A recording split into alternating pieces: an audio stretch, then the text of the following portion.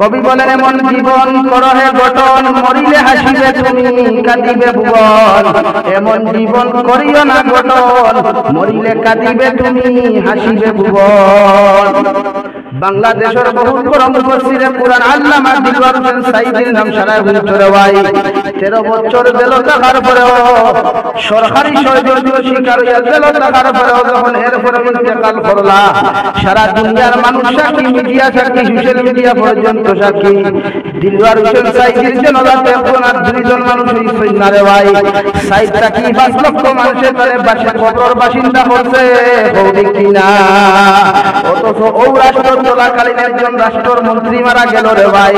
মানুষে ইন্না লিল্লাহ বড় তো দূরের কথা, মানুষে সোশ্যাল মিডিয়াতে ব্যবহার করে আর একটা উইকেটের পতন ঘটছে। আলহামদুলিল্লাহ। রাষ্ট্র পরিচালনা করা অবস্থায় মারা যাওয়ার পরেও মানুষের সোশ্যাল মিডিয়াতে দেখেন আরেকটি উইকেটের পতন। উইকেট কাকে বলে আপনারা জানা আছে? ক্রিকেট প্রেমিক ভাইদের জানা আছে, ফুটবল প্রেমিক ভাইদের জানা আছে উইকেট কাকে বলে। অথচ একজন 13 বছর সরকার আইন অনুযায়ী যারা রাজাকার বলা হয়, যারা দেশদ্রোহী বলা হয়, 13 বছর জেল থাকার পরেও ওনার প্রতি মানুষের মহব্বত কমছে না বাড়িছে?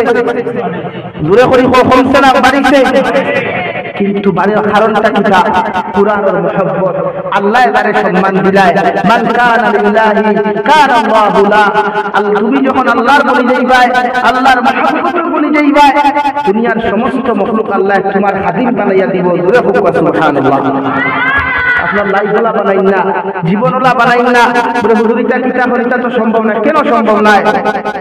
তানবীহুল গাফিল কিতাবের মধ্যে আল্লামা আবুল আয়েশ সমরকন্দি রহমাতুল্লাহি তাআলা আলাইহি লেখা রিওয়ায়াত, আল্লাহর বান্দা গোবিন্দ কি হযরত ইব্রাহিম ইবনে আদম রাহমাতুল্লাহ আলাইহি জমিনের মধ্যে যখন ইমাম আবু হানিফা রাহমাতুল্লাহ আলাইহি নসিহত শুনিয়া যখন রাত সিংহাসন চালাইয়া জঙ্গলের মধ্যে যখন গিয়া ঘুমাইবে ভাই, নিজের এলাকার মানুষের নিজের জনগণে ফরমায়, ও বাদশা জাহাপনা, দয়া করিয়া আপনার এখন রিকোয়েস্ট করিয়া দিয়ার আপনি ও জঙ্গলের মধ্যে ঘুমানি বাদ দিয়া যেভাবে আগে রাষ্ট্র পরিচালনা জমিনের মধ্যে করিয়া গেছেন, ওইভাবে আপনি জমিনের মধ্যে রাষ্ট্র পরিচালনা করিয়া যাওয়া আর আপনার সিংহাসন আসন আপনি গ্রহণ করুন।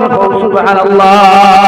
ইব্রাহিম আদমের ফরমাইল, আমার প্রজাগণ, আমি ইব্রাহিম আদমের তোমাদেরকে জানাইয়া দিয়া 2টা জিনিসের গ্যারান্টি যদি তোমরা আমার জমিনের মধ্যে দিতে পারো, আমি ইব্রাহিম আদমে আল্লাহর কসম খাইয়া হইয়া আর কোনদিন আমি জঙ্গলের মধ্যে ঘুমাইতাম নাই, আমি গিয়া রাজ সিংহাসন হইয়া দেশ পরিচালনা করব। সুবহানাল্লাহ।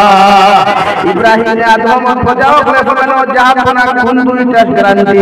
পুরো 1 নম্বর হইয়ার মানুষ মারা যাওয়ার পরে যখন বিসমিল্লাহি ওয়া আলা মিল্লাতি রাসূলিল্লাহ হইয়া কবর দাফন করা হয়, ও কবরের সওয়াল খান্দা আমাকে যদি তোমরা মাফ দেওয়াইবার গ্যারান্টি দিতে পারো, আমি ইব্রাহিম আদমে আর জঙ্গল কোনদিন ঘুমাইতাম নাই।